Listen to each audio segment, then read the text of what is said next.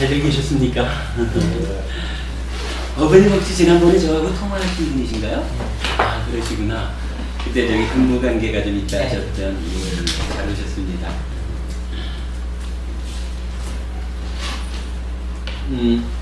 그러니까 대구에서 직장 다니시는 거고요. 이게 그 직장 생활에 충실하면서 그 공급받는 일과 다른 어떤 뭐 시도를 한다라는 게 쉬운 일은 아니죠.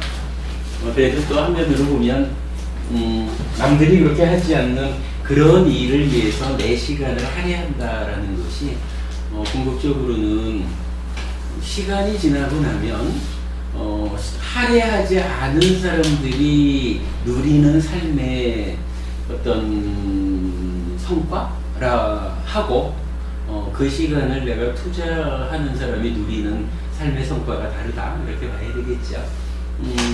어쨌든 뭐 잘 오셨고 우리 법회가 법부님 그러한 그 애씀에 충분히 좀 도움되는 성과로 나올 수 있으면 좋겠습니다. 그러니까 잘 공부해 보시자고요.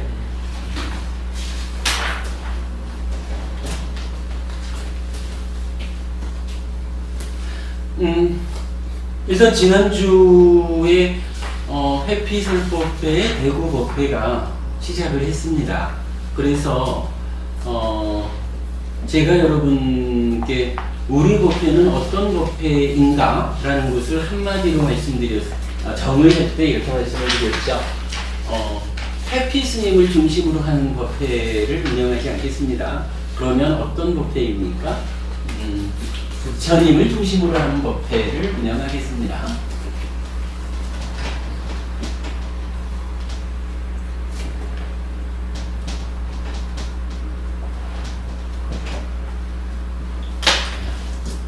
부처님을 중심에 둔 법회를 운영하자 이렇게 말씀을 드렸죠. 저도 출가 전부터 오랜 세월 동안 절에를 다녔습니다만은 사실은 많은 곳에서 우리가 좀 주목해야 될 부분이 스님들에 의해서 당신의 삶이 또는 선배 스님들의 이야기가 대개 그 설법의 중심에 설법의 주제를 이루는 경우가 많았던 것 같아요. 근데 어쨌거나 불교를 한다, 내가 불자다 라고 한다면 부처님을 교주로 내 스승으로 모시고 내 삶을 행복으로 이끌어 가겠다 이렇게 정의되는 사람들이죠.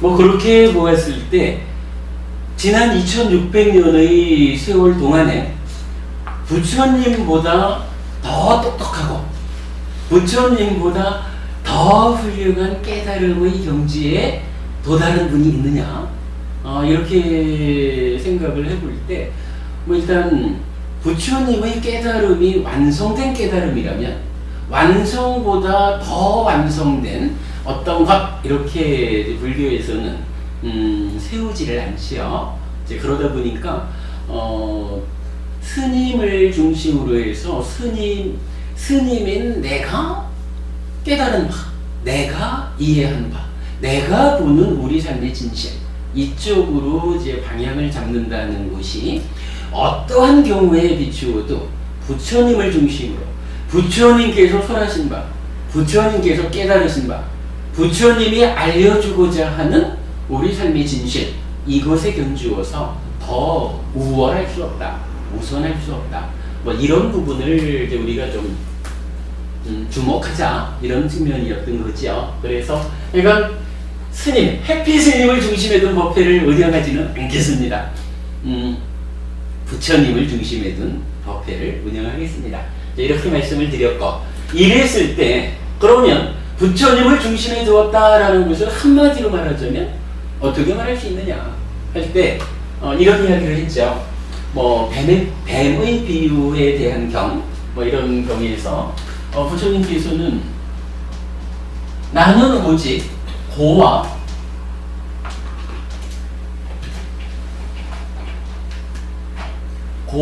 고멸을 말했을 뿐이다.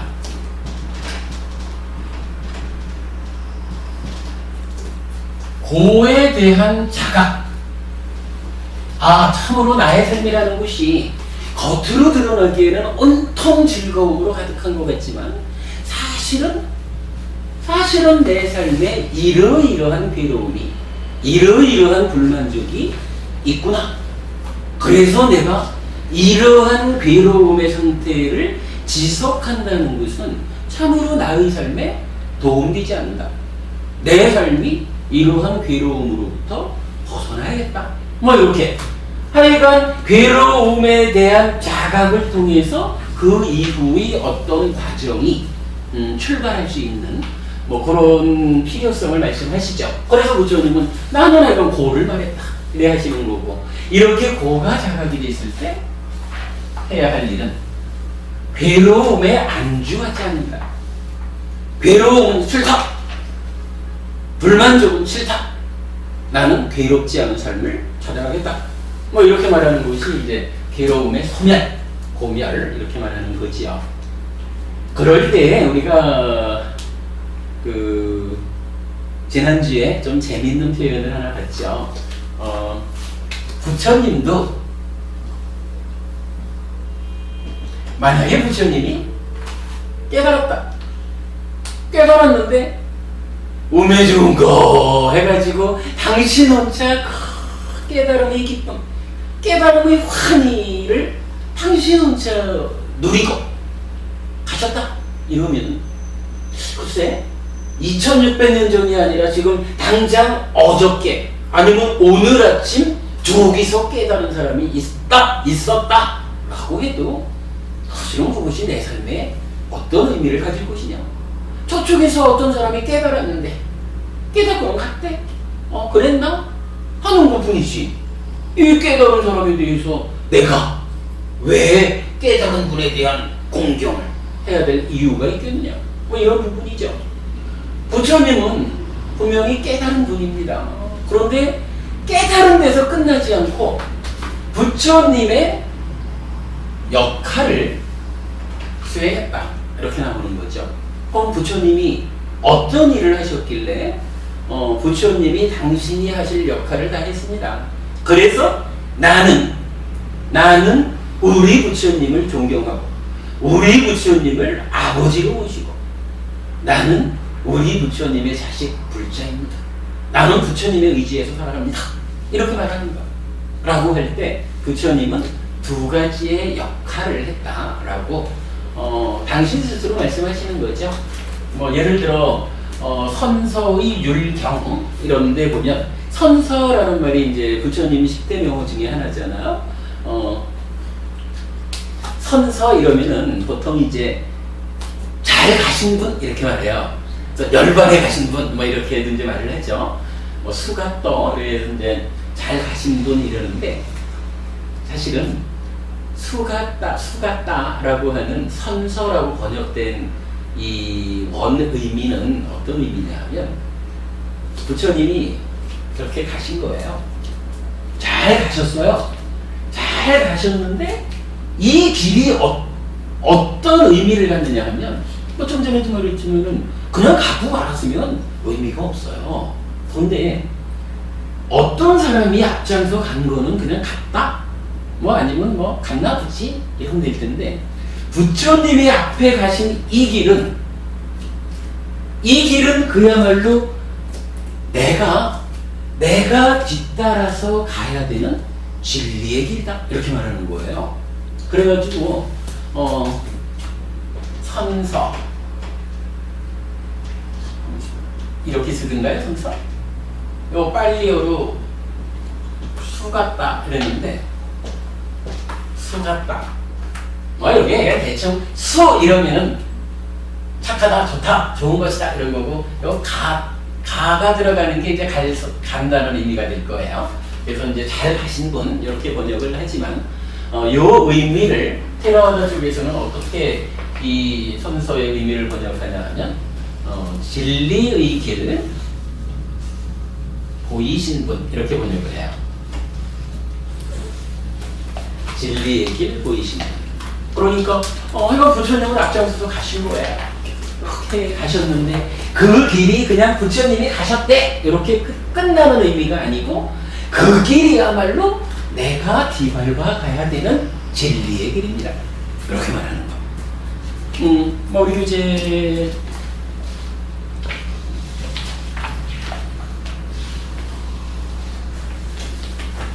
43페이지 한번 보십시오.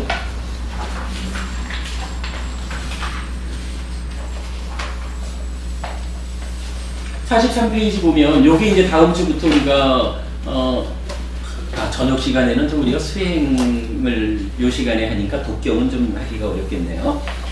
근데 이제 이 부분이 부처님은 누구이냐 해가지고 부처님을 생각하는 뭐 부처님의 이제 열의 식호라고도 말하고 뭐 붓다 부덕 그래가지고 이제 표현을 하는데 요 보면은 이제 그 위에 있는 빨리어 부분 중에 셋째 줄의 오른쪽 끝에서 두 번째 보면은 수가떠 이렇게 나와요. 요 수가떠가 수가따라는 단어의 주격 이렇게 되거든요. 그리고는 제일 아래에 오셔서 밑에서 세 번째 줄 보면 뭐 갖추신 분하고 그 옆에 진리의 길 보이신 분 이렇게 선제 의미가 정의되어 있어요. 그러니까 부처님을 나타나는 대표적인 9개 또는 10개의 이름 중에 수가따, 선서라는 말이 있는데 요 선서는 하여간 진리의 길을 보여주신 분, 내가 밟아가야 되는 길 이런 거예요. 그런데 경전의 이름이 선서의 율, 선서, 부처님의 계율 이렇게 말하는 선서의 율경이 있어요. 그러니까 율이라는 게 꼭 해야 되는 거 이런 거잖아요. 부처님이 꼭 해야 되는 일이 있다 라고 해서 뭐 해야 되는 일이니까 부처님의 역할 이렇게 말하는 거죠. 이게 이제 한 가지는 법을 설함. 그러니까 부처님이 법을 설하지 않으면 부처님으로서의 의미가 없는 거예요. 아니 뭐 오늘 아침에 누가 요 옆에서 깨달음 뭐해? 그 깨달음에 이르는 길을 저한테 알려주지 않는데 아무 의미가 없잖아요. 부처님은 이건 깨달은 자로서의 그 역할, 첫 번째 법을 설하는 분 이렇게 되는 거예요. 두 번째 역할은 뭐냐 하면 청정범행을 드러내다 이렇게 말해요.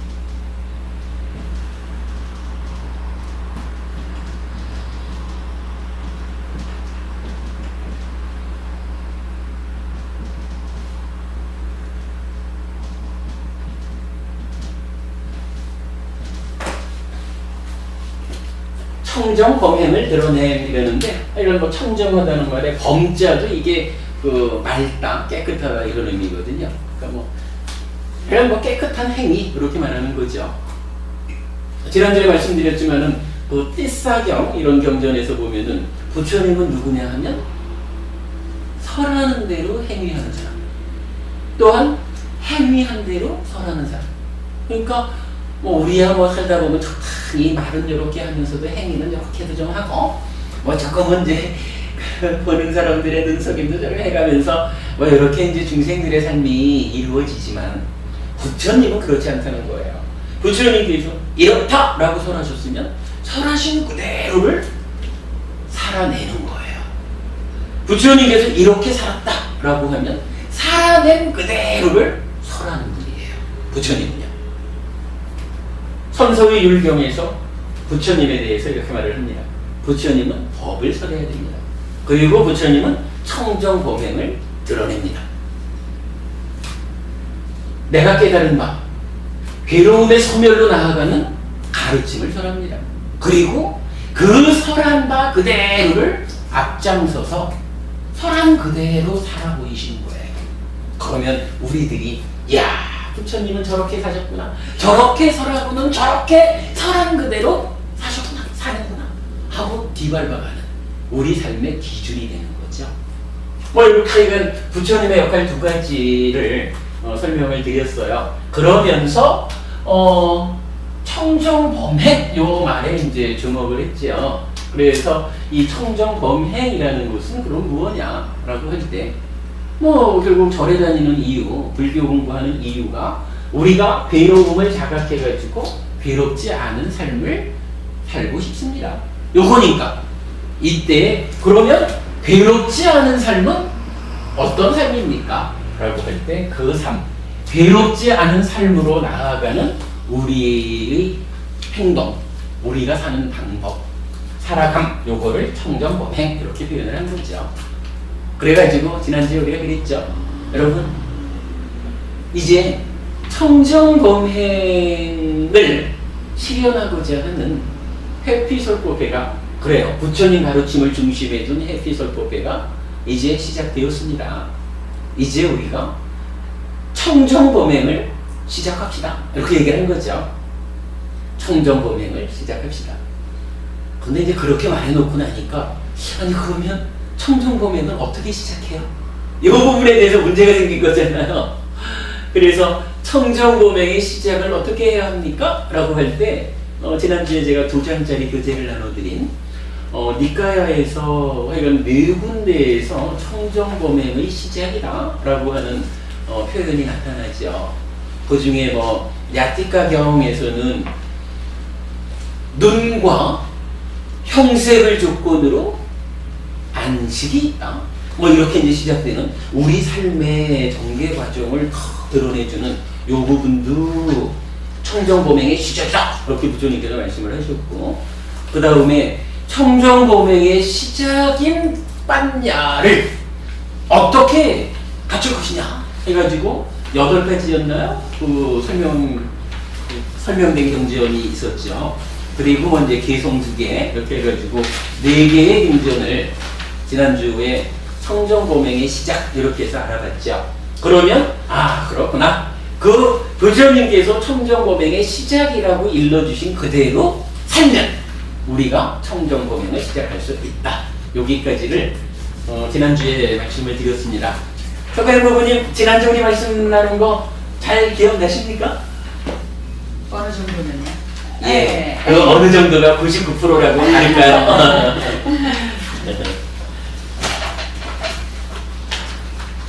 지난주 수업에서 앞으로 우리 설법회가 어떻게 방향을 잡아갈 것인가 하는 것을 아주 잘 정리했다고 생각이 됩니다. 근데 그리고 나면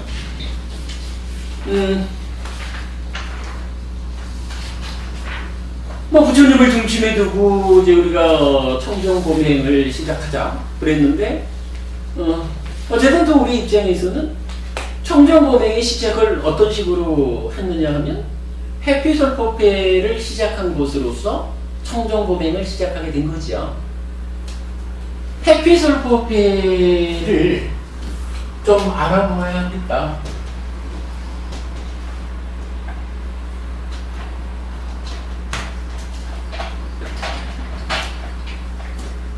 회피설법회에서 청정범행을 시작하자라고 했다면 회피설법회는 어떤 법회일까?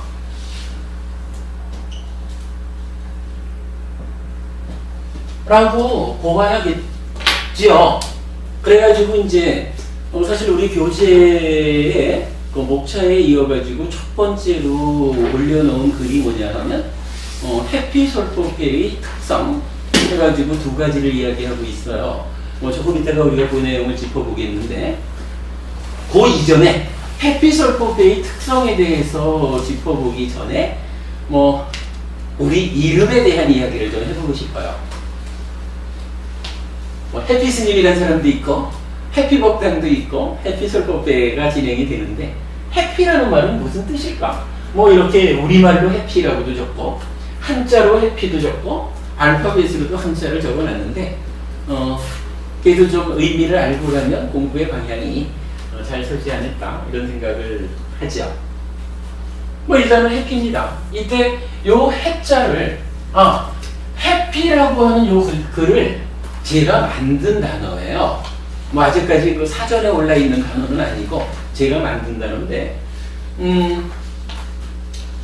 여러분 여기 불교 신행을 어떻게 하느냐라고 하면 이런 말씀들 많이 들어보셨을 거예요.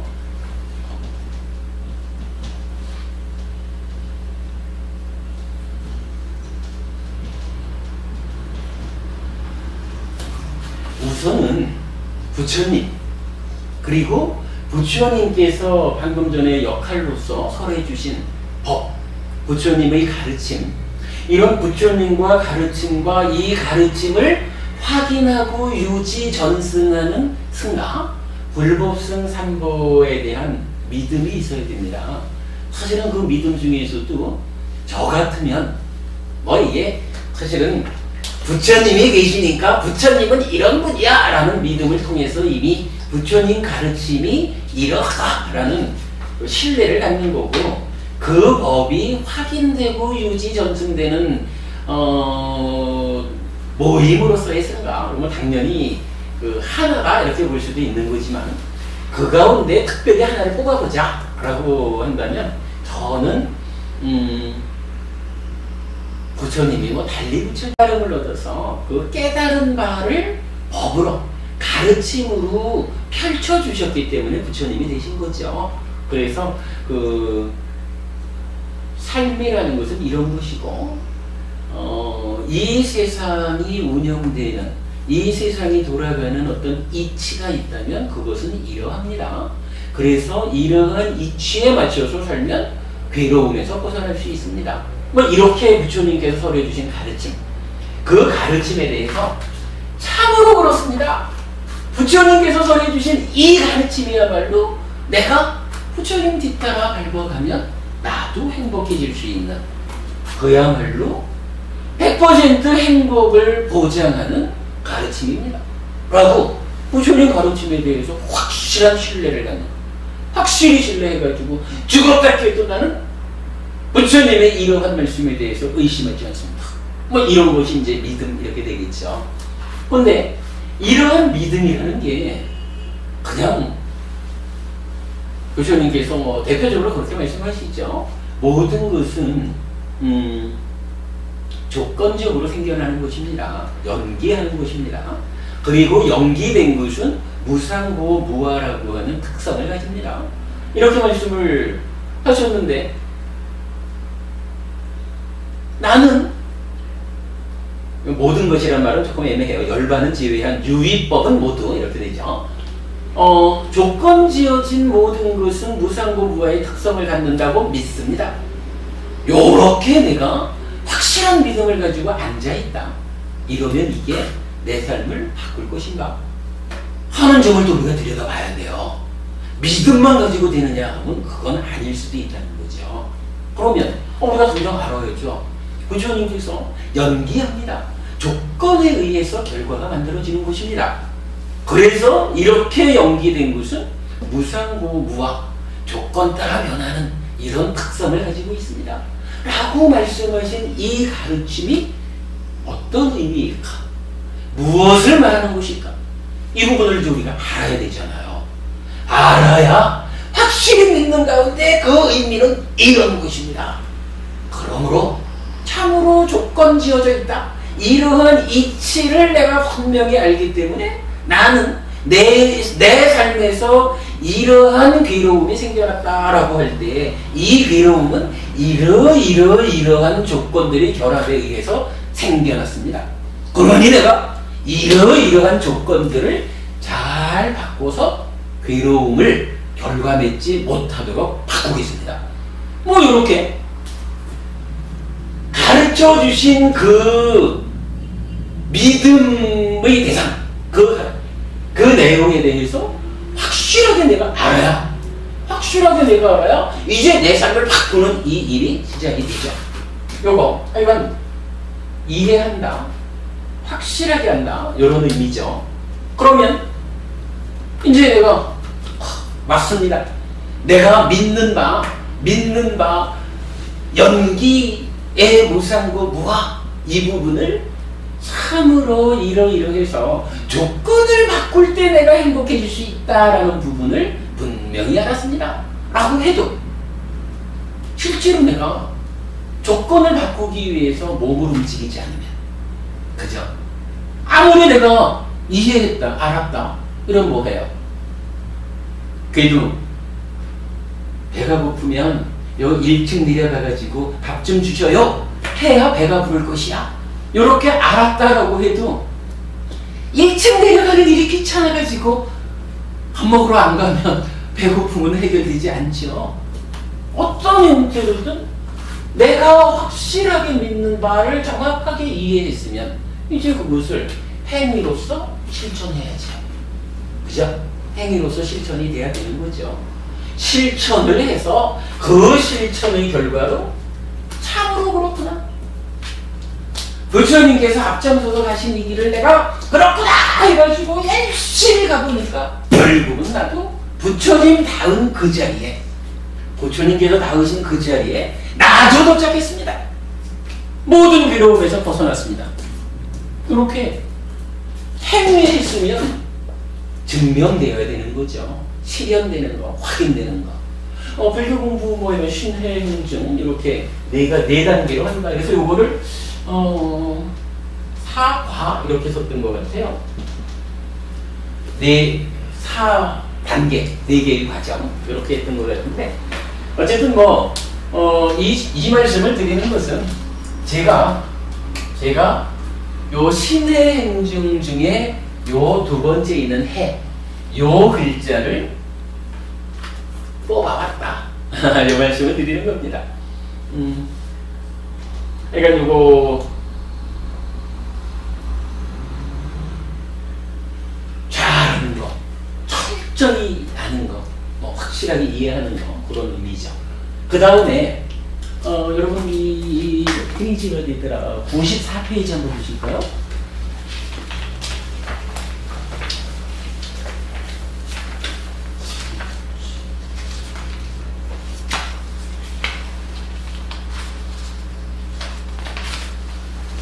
예, 94페이지 보시면 연기의 정형도 이런 표현이 있어요. 좀 전에 제가 그랬잖아요.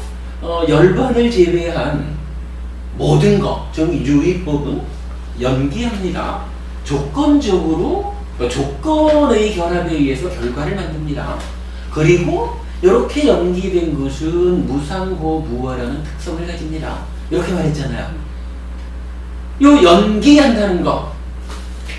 어쨌든 우리가 이제 불교 공부를 하자면 이 연기라는 말을 빼놓고는 불교를 할 수가 없죠. 부처님 말씀에 의하면 이 연기라는 거, 그래서 무상고 무아인 거, 요것은 열애가 출현하든지 안 하든지 존재하는 것이다. 부처님께서 이 땅에 오셔가지고 아니면 누군가가 깨달음을 완성해가지고 부처가 되어도 연기라는 거, 요 진리를 깨달아서 드러내는 것이고, 부처님이 이 세상에 없다 해도 우리가 그 연기하는 이치, 진리를 깨우쳐 알아내지는 못했다 해도 이 세상은 조건에 의해서 결과가 만들어지는 이러한 이치대로 흘러가는 겁니다. 그렇게 말하는 거죠. 그래서 부처님은 이건 열애가 출현하든 출현하지 않든 존재하는 것, 이렇게까지 말하는 불교의 모든 것이죠. 이 연기를 크게 두 가지로 보면, 한 가지는 자주 우리가 이야기하는 거로 12연기가 나타나요. 12연기라는 것은 뭐냐면은 이렇게 조건에 의해서 생겨난다 하는 것을 우리 삶에다가 적용한 거예요. 우리 삶에다가 딱 적용해가지고, 야, 내가 보니까 이 삶이 좀 괴롭다. 이 괴로움이라는 것이 어떤 과정을 거쳐서 생겨났을까? 라고를, 이게 늙어 죽는 괴로움도 있고, 수비 고운에 이래가지고 슬픔, 비탄, 괴로움, 근심, 절망 이렇게 말하는 거. 이런 괴로움도 있고, 이렇게 해서 생겨나는 온갖 괴로움 덩어리들, 이런 것들이 실질적으로 내 삶의 괴로움, 그래서 천주소로 있단 말이죠. 이 괴로움이 어떻게 해서 생겨날까? 무엇을 조건으로 생겨났을까? 이래 보니까 이런 일체의 괴로움은 태어나기 때문에 태어남을 조건으로 생겨난다. 이렇게 말하는 거예요. 사실은 그렇죠. 태어나지 않으면 욕계, 색계, 무색계라고 하는 이 중생세간 어딘가에 내가 태어나지 않으면 이런 괴로움이 늙고 죽고 뭐 괴로워할 일이 없죠. 그런데 문제는 아까 우리가 잠깐 말씀이 나눴지만 이 마음이라고 하는 것이 변화의 가운데 수행을 통해서 해탈할 때까지는 태어나지 않을 재간이 없잖아요. 그죠? 우리가 사실 수행한다. 궁극적인 목적이 뭐예요? 태어나지 않는 그 자리. 달리 말하면은 윤회에서 벗어나겠다. 이게 궁극적인 목적이잖아요. 뭐 그래가지고 보면은 약간 괴로움이라는 것은 그러니까 늙고 죽고 막 이런 일체 모든 괴로움은 태어남을 조건으로 생겨나는 것입니다. 태어남은 무엇을 조건으로 합니까? 하니까 유라고 아까 제가 이제 시계 머문 이렇게 말을 했죠. 시계 머문을 조건으로 태어남이 있습니다.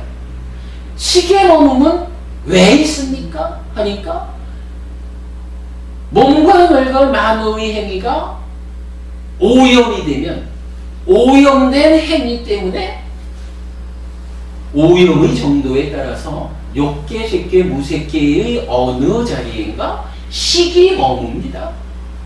식이 머물면 명색이 출현해서 태어남이 있습니다. 뭐 이렇게 말하는 거죠. 그러면 그 몸과 말과 만우의 오염된 행위는 무엇을 조건으로 합니까? 그러니까 이것은 가래라고 하는 것인데요. 가래가 무엇이냐면 내 마음이 탐진치에 오염된 상태를 말합니다. 뭐 이래가지고 가래를 조건으로 오염된 행위, 취가 있습니다. 뭐 이제 이런 식으로 쭉 들어가다 보면 마지막에 가가지고 무명을 조건으로 행이 있습니다. 여기까지를 가는 거죠.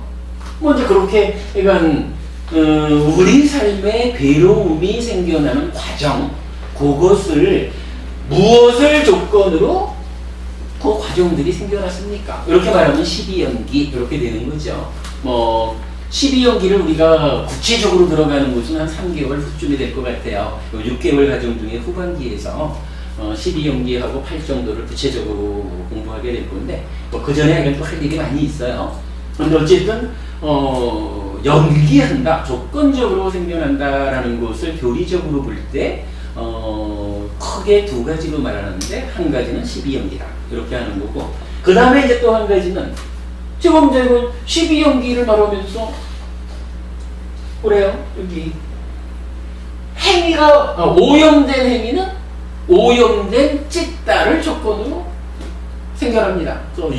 애를 조건으로 취가 있습니다. 뭐 이렇게 말할 때 이렇게 조건 지어서 생겨난다라고 하는 것은 어떤 방법으로 조건 지어져 있습니까? 그러니까 조건 지어지는 방식 이게 필요하겠죠. 그래서 이거는 만약 설명이 어떨지 몰라도 그냥 여기서 저기를 간다 이럴 때 이렇게 가지는 방법도 있지만 이게 이렇게 가지는 방법도 있잖아요. 여러 가지 방법이 있겠지 뭐. 이럴 때 조건 지어져 있다라는 부분에 대해서 부처님은 어떤 방식으로 조건 지어져 있습니까? 라는 부분을 설명을 해요. 그러니까 12연기는 이러한 조건 지어지는 어떤 원리에 의해서 우리 삶의 괴로움이 12단계로 조건적으로 설명이 됩니다. 이렇게 말하는 진리라면 이제 뭐 자체적으로 조건 지어지는 것은 어떤 방식으로 조건 지어집니까? 라고 말할 때 여기에서 이제 연기의 정형구 뭐 이렇게 말하는 내용이 나오죠. 이런 말을 합니다. 차유, 보, 비유. 그렇죠. 뭐 이건 뭐 불교 공부를 조금만 하면 다 아는 이야기죠. 차유고 비유. 이것이 있으므로 저것이 있다. 이것과 저것이 서로 조건 지어져서 그런 거죠. 저기 그 석화행보부님이 안 계시면 뒤에 이제 송보부님이 개인적으로는 존재할 수 있지만 석화행보부님이 안 계시는 그 순간에 석화행보부님의 남편으로의 송보부님은 존재를 못해요. 역으로도 송보부님이 계시니까 송보부님의 아내로서의 석화행보부님이 계시지 송보부님이 안 계시면 석화행보부님 자체로서는 있겠지만 그의 아내로서 존재하지는 못해요. 이렇게 두 분이 함께 있을 때 석화행보부님이 있으므로 송보부님이 있다. 이렇게 말해지는 거죠. 당연하죠, 그죠? 이 관계라는 것은 그냥 내 하나 이렇게 말하면은 뭐 좀 어떻게 봐야 될지 모르지만 관계라고 하는 것은 분명히 이렇게 내가 있을 때 너가 있다. 요것이 있을 때 저것이 있다. 이렇게 말해지는 거죠. 그렇다고 마찬가지 차, 무, 고, 피, 무 해가지고 이것이 없으면 저것이 없다. 똑같이 되죠. 그리고는 뭐 좀 유사한 이야기를 또 이렇게 하는 거죠. 차기, 그렇죠. 차기고 피기. 이것이 일어남으로. 요거는 연기에서 말하는 조건적으로 생겨남 이거니까 이것이 생겨남으로 저것이 생겨납니다. 결혼을 해가지고 두 분이 부부가 딱 되니까 아내인 석가형 부부님이 생겨나니까 남편인 송부부님이 생겨나는 거예요. 그죠? 남편인 송부부님이 생겨나니까 아내인 석가형 부부님이 생겨나는 거예요. 뭐 이렇게 그 관계 가운데에 적용되는 뭐 조건성 이렇게 보는 거죠. 마찬가지 요거 이것이 멸하면 그렇죠. 저것도 멸하죠. 뭐 이렇게 이제 그 연기를 정형으로 표현을 하거든요. 우리 지금 저 94페이지에 요네일 나와 있죠. 이것이 있으므로 저것이 있다. 차유고 피유. 이것이 일어남으로 저것이 일어난다. 차기고 피기. 이것이 없으므로 저것이 없다. 차무고 피무. 이것이 소멸함으로 저것이 소멸한다. 차멸고 피멸. 이렇게 말했죠. 요게 그러니까 부처님께서 말씀하시는 열애가 출현하든 안 하든 이 세상에 존재하는 뭐 이 세상에 유지되어가는 뭐 이치다 이렇게 이제 말씀을 하시는 거죠. 그리고 이러한 이치를 우리 삶에 괴로움이 발생하는 과정에 적용을 해보니까 12연기가 만들어진다 이렇게 하는 거죠. 야, 그래도 우리 보기에는 뭐 이 내용 별로 안 어렵죠, 여러분? 이게 안 어려운데 웬만해서는 이렇게 그 연기의 정형구를 설하는 일이 쉽지 않을 것 같아요. 저는 재밌네. 아무튼 우리가 불교를 신해행증이라는 4개의 과정으로 실현해내야 되는 불자로서의 삶이 정의되어 있다면 거기에 또 하나로서 불교의 핵심, 불교란 무엇이냐 하고 말할 때 이런 그 연기성을 말하게 되죠. 이때 신해행증 사과에서 핵자를 찾았는데 또 다행히 이 연기의 정형구를 제가 알고 있다 보니까 여기서 피자를 찾은 거예요. 그러면 이렇게 이제 찾아내니까 이렇게 된 거죠. 해피. 그죠? 그러면 이 해피는 어떤 의미가 될까요? 이 부분이요. 관보라고 하셨죠? 관도. 예. 관도 부분이 요 해피가 신의 해자하고 차요고 피유의 피자하고를 합쳐서 만들었거든요. 그럼 무슨 의미가 될까? 뭐 일단은 이건 차와 피, 그러니까 피차간 이렇게 말하면 차와 피죠. 이것 저것, 뭐 주관 객관, 주체 대상, 나 너, 뭐 이런 식으로 관계 맺어지는 거겠죠. 그렇다면 피라고 하는 것은 어찌됐든 하여간 내가 만나는 너 이런 개념으로 이해할 수가 있겠죠. 그럼 요 가능하죠? 그렇다면 해라는 건 뭐예요? 저라는 거잖아요. 한마디로 말하면 너를 잘하는 거, 대상을 잘하는 거, 대상을 바르게 보는 거. 요 말이 되죠? 그래서 요거를 해피라고 쓰면서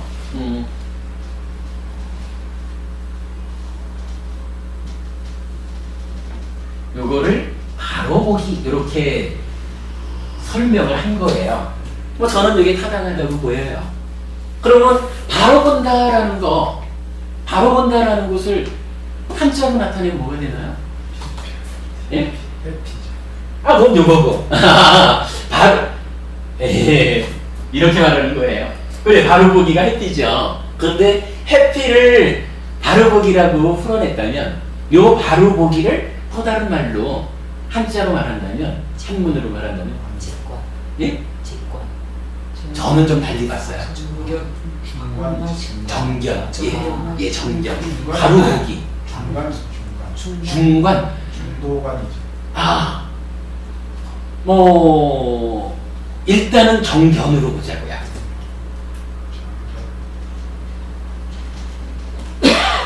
이건 바를 정저에 볼견자잖아. 그러니까 정견이 바른 견에 바르게 보는 거죠. 결국 정견, 실질적으로, 내가 살아가면서, 감각되는 대상, 그 대상에 대한 경험, 이런 부분에 대해서 다르게 보는 거. 구체적으로 어떻게 보는 게 바르게 보는 겁니까? 하면, 아까 우리가 공부했잖아요. 존재의 실상은 연기해서 무상고 무아의 특성을 갖는다. 요렇게 보는 게 바로 보는 거죠. 정견. 그런데, 요 정견이 또 뭘까? 정견은, 우리가 이건 정견하면 이건 그냥 팔 정도잖아요. 이건 다 하는 거잖아요. 그죠? 이건 팔 정도라는 것이 있어서 정견으로 시작한다고요. 그래서 정견, 정사유, 정어, 정업, 정명, 정정진, 정념, 정정까지를 가죠. 정정까지 8가지 바른 길이라. 그러면 정견에서 정정하면 요 결과는 어떻게 되나요? 정견하면 어떤 일이 생겨요? 바로 보았어요. 이제 대상을 바로 보았어요. 그리고는 그 바로 본 대상에 대해서 탈 정도를 쫙 해가지고 바른 산매까지 정정까지 탁 하면 그 결과가 어떻게 될까요? 청정범위. 빠냐가 생겨나죠. 청정범행도 맞죠. 그럼 어떻게 되느냐? 그렇게 되면 어떻게 되느냐? 그렇죠. 고멸. 그렇죠. 고멸을 했으니 고멸이 뭐예요? 고가 멸된 게 그게 해피한 거라고 그러셨잖아. 낮 수업을 잘 들으면 이렇게 저녁 수업에서 안내자가 됩니다. 바로 그 말씀을 드리는 거예요. 지금 이제 송로부님 말씀하신 바르게 보아서 할 정도를 이렇게 쭉 할 정도를 밟아 나가면 그 결과가 뭐냐 하면 그 주님이 말씀하신 거잖아요. 나는 오직 고와 고멸을 말했을 뿐이다. 그리고 고라고 하는 것은 어떻게 생겨나느냐 하니까 조건 지어져 가지고 12연기적으로 괴로움이 발생합니다. 그랬는데 괴로움의 소멸은 어떻게 성취합니까? 라고 할 때 바로 요 8정도 요거를 괴로움의 소멸로 인도하는 도닦음 이렇게 표현을 하잖아요. 그게 8정도잖아요. 고진멸도 사성제 중에 도성제이기도 하고. 그러니까 정견에서 시작해서 정정 8정도를 닦으면 고멸, 괴로움이 소멸됩니다. 그리고 괴로움이 소멸된 요거 괴로움 이런 얘기죠. 이만큼 이제 괴로움 이렇게 있어요. 그런데 요거 우리 어릴 때 이렇게 밀든 이런 식으로 보면 이거를 여기서 말하는 8정도에 의해서 8정도에서 쭉 밀어내면 여기 있던 것이 하면서 이렇게 밀려나면 어떻게 돼요? 이만큼은 빈자리가 되잖아요.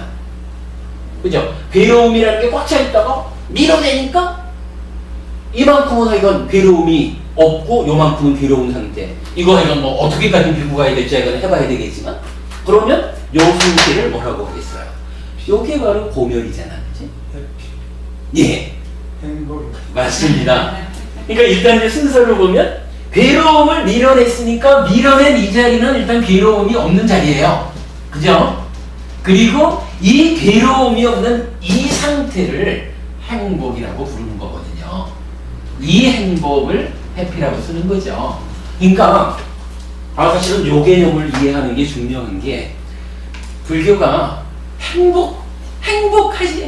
행복하기 위해서 행복해지려고 절에 다니는 건데 이 행복이라는 걸 좀 잘못 이해하면요, 그야말로 하늘의 별 떠오르듯이 어디서 행복 이렇게 가져와야 되는 줄 안다고. 이렇게 되면 이 행복을 누가 주겠어요? 가져올 재간이 없거든요. 부처님이 말하는 행복이라는 게 뭐냐?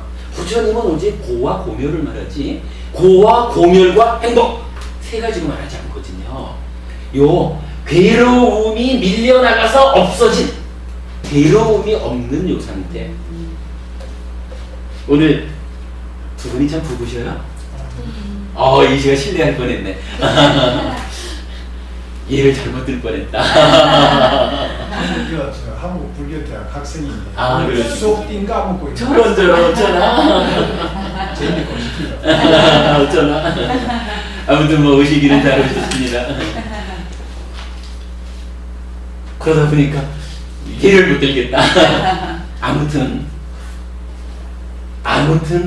괴로움이 밀려나가면 그 괴로움이 비어있는 요 자리를 어떻게 우리가 정의해야 하느냐라고 할 때 사실은 경전적으로 괴로움이 다양하죠.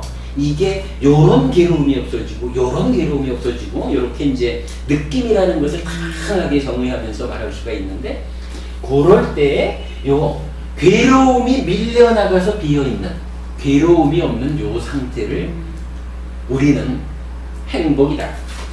사실 요 행복을 락 이렇게 쓰는 거예요. 그러면 12용기에 수라는 느낌이 있잖아요. 느낌이 어떻게 정의되냐 하면 락, 고, 불고불락 이렇게 되거든요.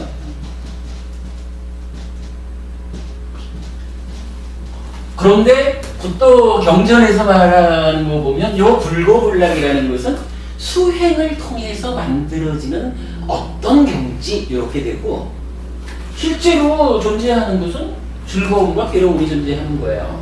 그러면 고멸, 괴롭지 않다라고 하는 데는 제가 왜 이 말씀을 드리냐면, 만약 일상의 삶에 낙도 고도 불고불락도 있다 그러면은 괴롭지 않다라고 할 때는 어떻게 이걸 낙이라고만 말할 수가 있어요? 불고불락도 있지. 근데 이 부분을 부처님이 이제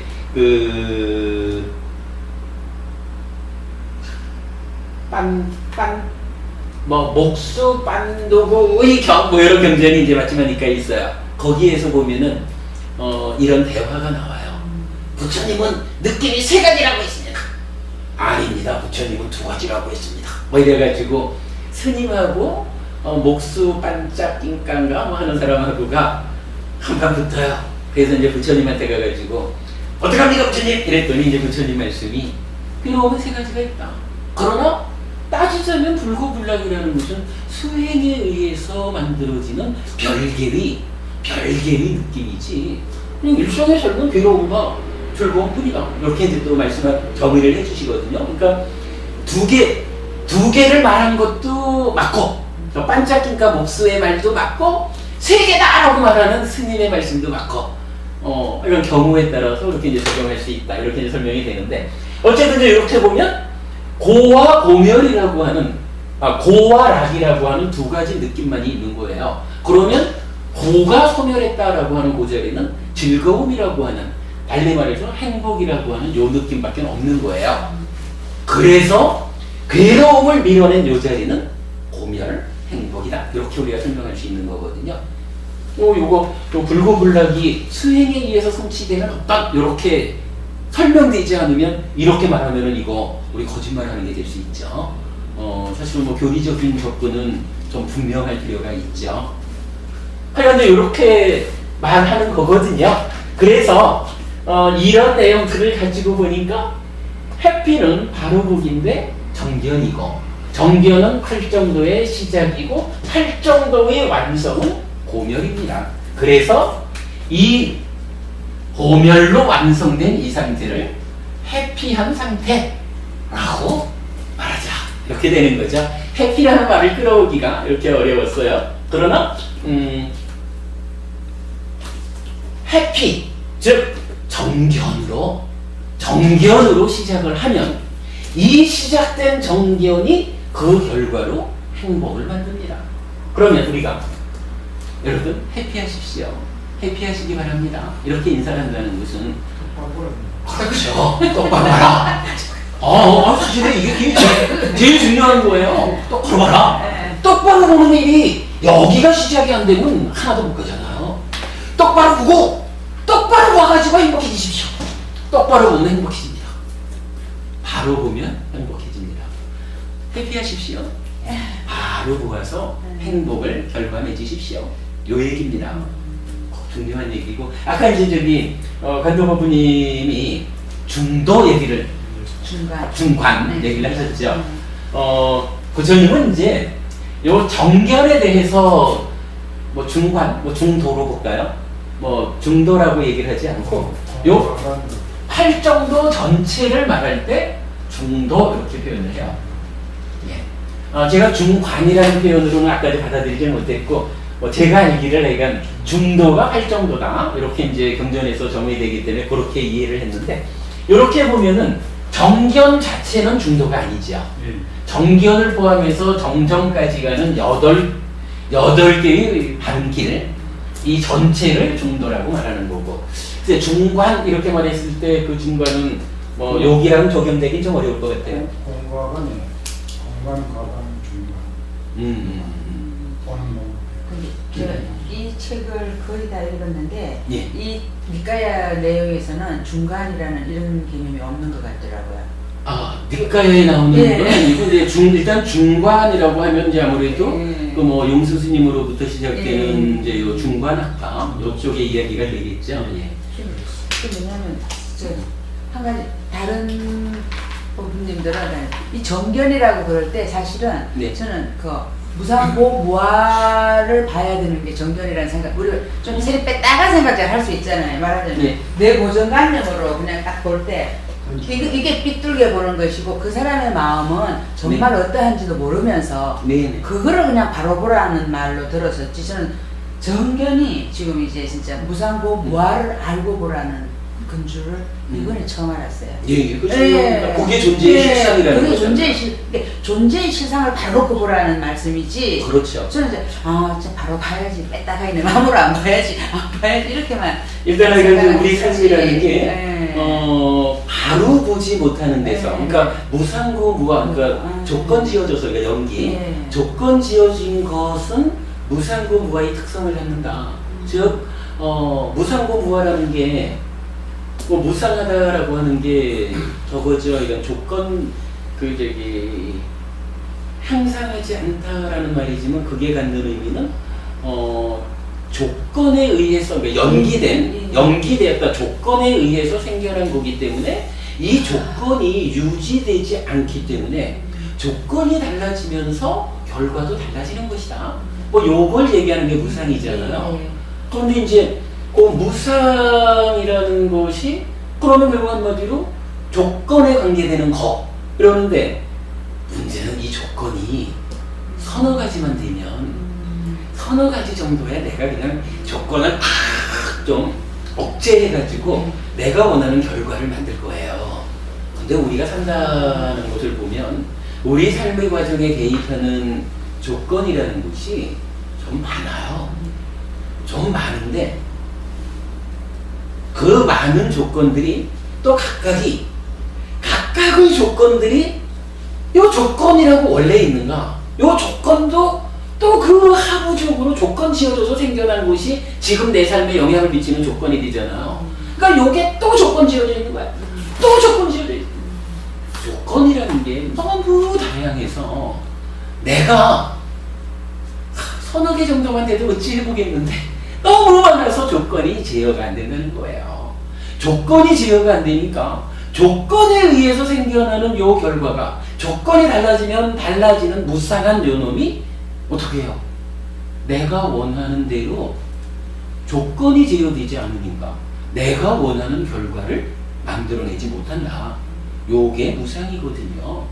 그러면 어떻게 해요? 이렇게 내가 조건을 통제하지 못해서 결과를 내 맘대로 만들어내지 못하니까 요거를 내 맘대로 안 되는 게 뭐예요? 뭐 불만족? 그죠? 불만족이죠. 불교적으로는 요 불만족을 괴로움이라고 하는 거예요. 그러니까 무상고라고 말할 때 요 고가 불만족이야. 내 맘대로 안 돼. 요거 말하는 거예요. 그러고 그렇게 놓고 보면 이렇게 조건 따라 변하고 내 맘대로 안 되는 요거를 요건 이제 인도적인 얘기가 좀 들어가야 되지만 어떻게 요거를 신의 분신으로서의 고정불변의 실체 본질적인 것으로의 나라고 말할 수 있느냐? 없다. 이게 만약에 신의 분신이다, 신이다, 창조한 존재다 이러면은 자기 맘대로 할 수 있어야지 신이잖아요.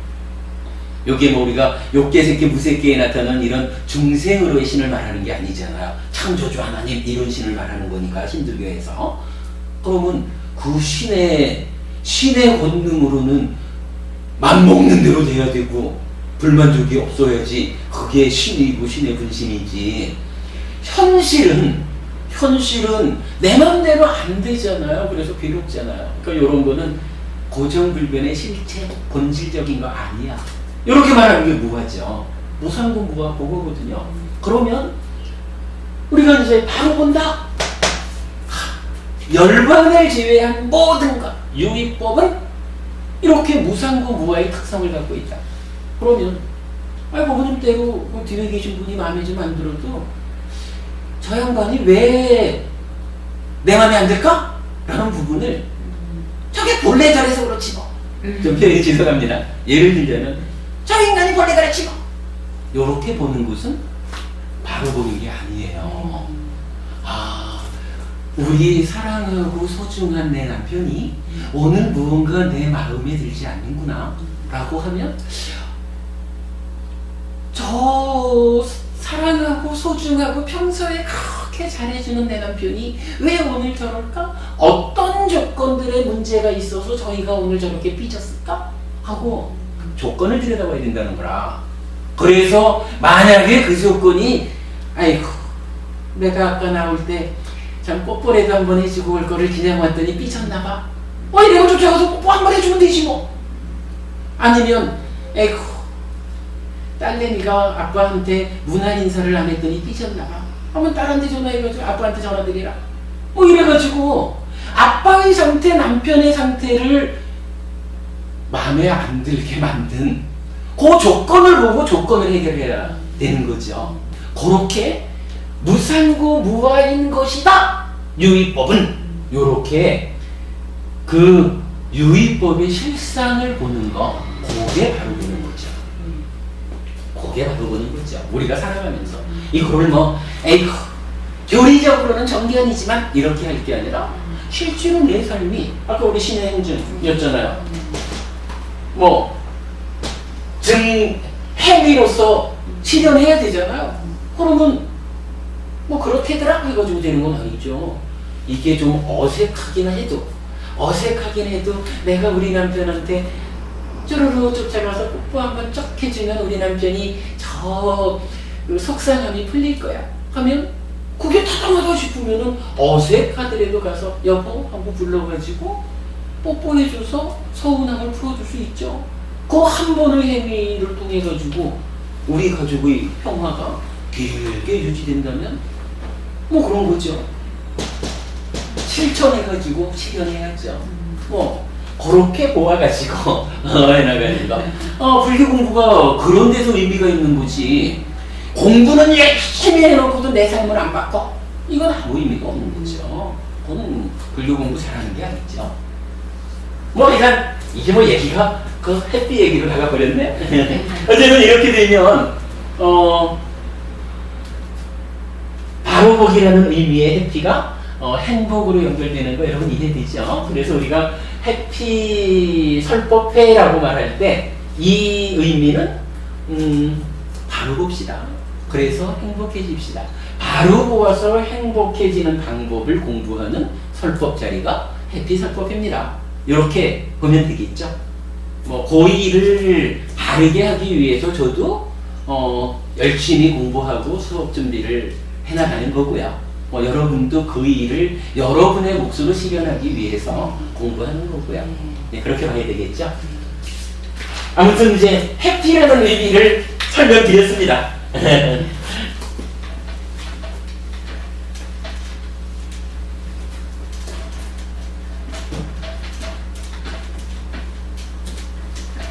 해피 한 가지를 설명하는 거로도 참 부처님 가르침의 중요한 이야기들을 많이 우리가 짚어볼 수가 있었죠. 그냥 단순히 이런 교리가 있다라고 짚어본 것보다는 부처님 가르침이 우리 삶에 어떻게 적용되어서 내 삶이 행복해져야 하는가 이런 측면에서 잘 짚어본 것 같습니다. 자, 일단 이제 해피라는 말은 그렇고요. 아까 제가 하고 싶었던 말씀이 뭐냐 하면 일단 해피 설법회가 있다.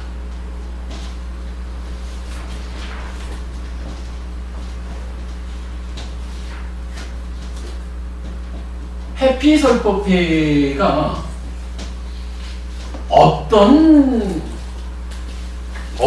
설법회입니까? 어떤 법회입니까? 라고 할 때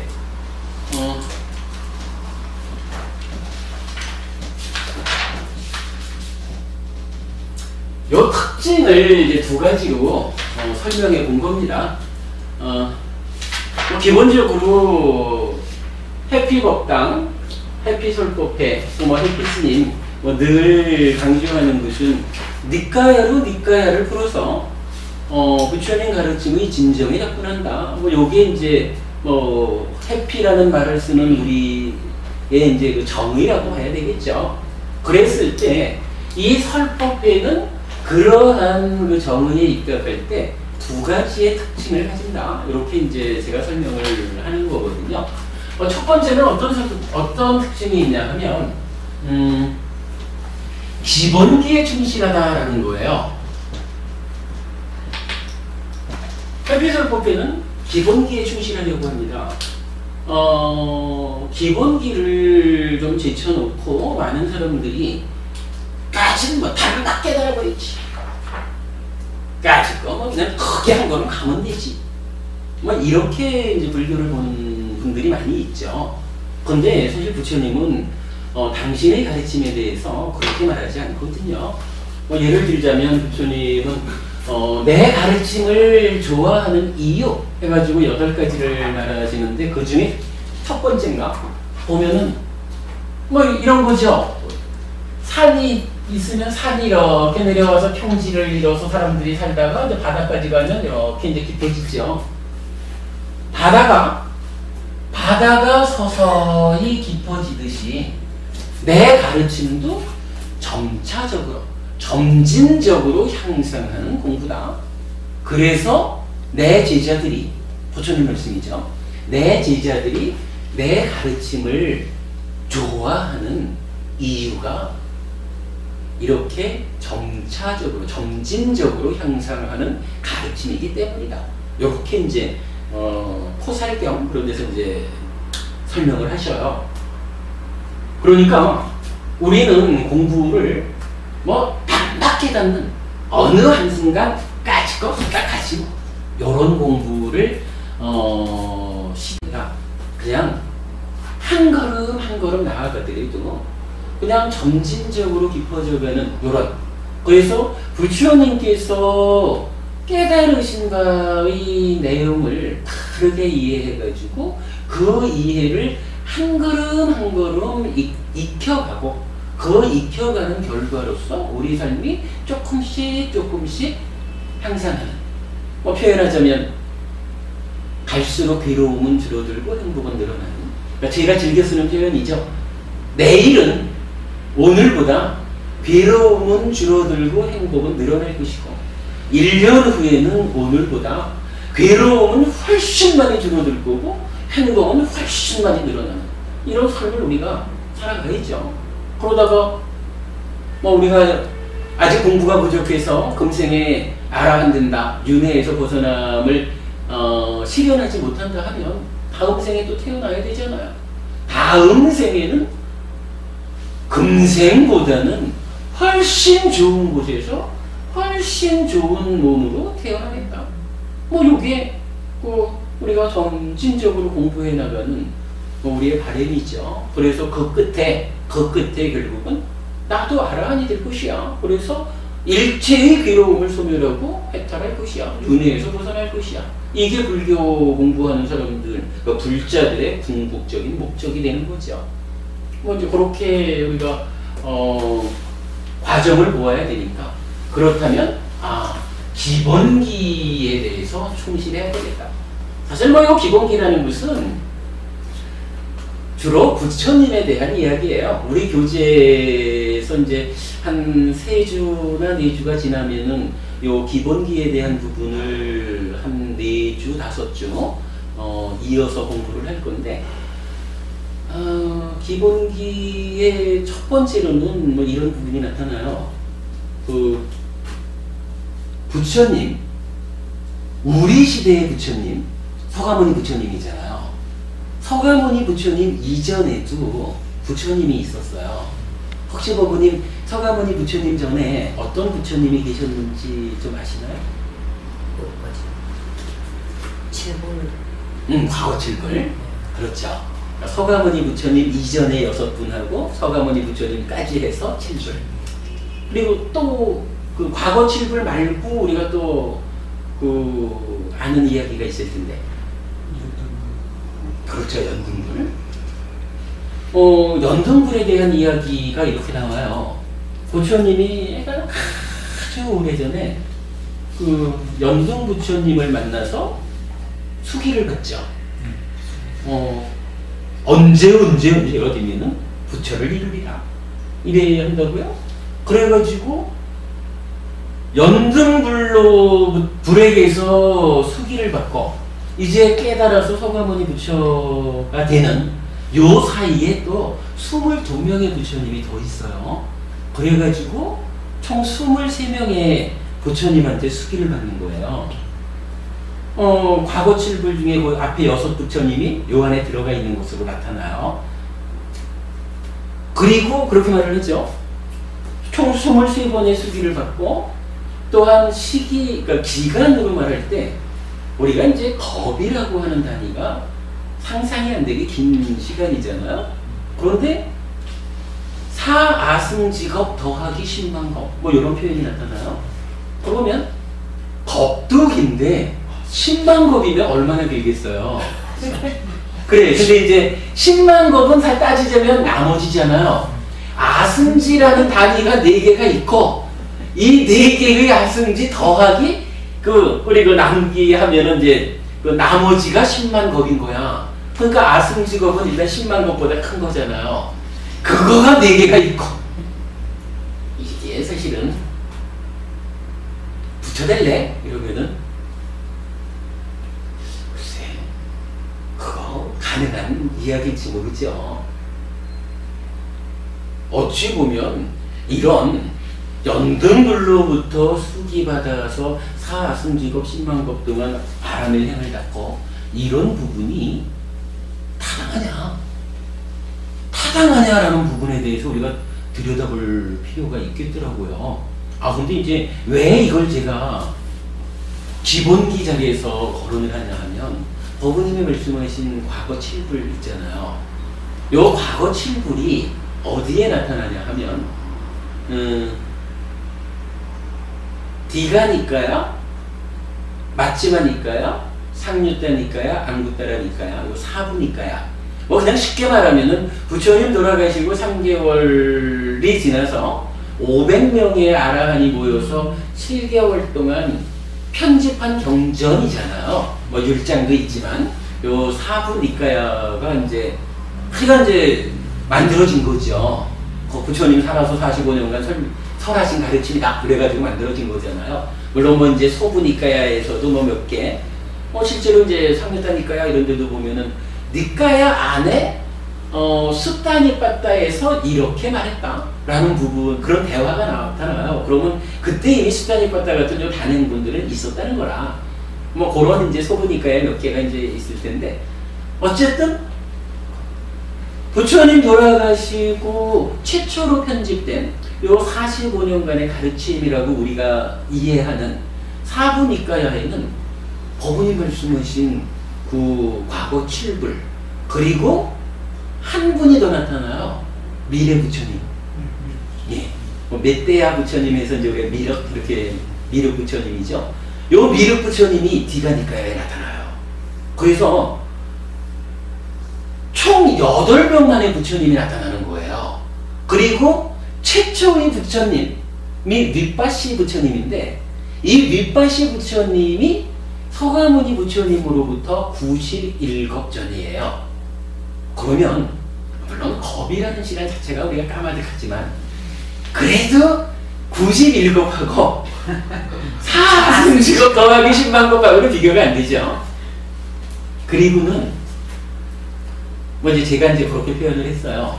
요 과거 7불이 한마디로 어떤 분이냐 하면, 서가모니 부처님이 딱 완전히 깨달아서 일체를 아는 사람이 됐잖아요. 그리고 보니까 내 앞에 6명의 부처님이 더 있었다. 이걸 말씀하신 거거든요. 그리고 그분들을 한마디로 표현하자면, 제가 표현하는 바로는 동일한 깨달음에 의해서 계보를 형성했다. 그러니까 부처님이 아까 그 연기를 말하면서 열애가 출현하든 안 하든 존재하는 이치잖아요. 이 이치를 내 앞에 6명의 선배 부처님이 깨달았었다. 근데 뭐 예를 들자면 핵전쟁이 일어나든 아니면 뭐 태양이 뭐 작용이 일어나든 이래서 지구가 깨져버렸다. 이러면 현실적으로 지금 지구가 깨져버리면 서가모니 부처님의 이 가르침이 어느 쪽으로든 연결이 되지 못할 거예요. 그러면 법이 사라지는 거죠. 법이 사라지면 그 다음에 이 깨진 지구의 조각조각이 어쩌다가 다시 인력에 의해서 모여가지고 또 오랜 세월이 지나면서 여기서 다시 생명이 출현했다. 뭐 이래가지고 또 다시 뭐 인간 수준의 지적 수준을 갖춘 생명체들이 생겨나서 다시 참으로 내 삶이 괴롭구나 하고 괴로움에 대한 자각을 하게 되겠죠. 괴로움에 대한 자각이 있으면 그때부터 누구든지 또 시작해가지고 수행을 하겠죠. 그래서 언젠가는 누군가가 우리 부처님처럼 참으로 열반을 제외한 모든 것, 즉 유리법은 연기된 것이고 무상무부의 특성을 갖는다 라고 하는 이러한 진리를 깨우치겠죠. 뭐 우리가 저기 논리적으로 말하자면 그분이 멧대야 부처님, 미륵 부처님이 되겠죠. 부처님, 서가모니 부처님 이후니까.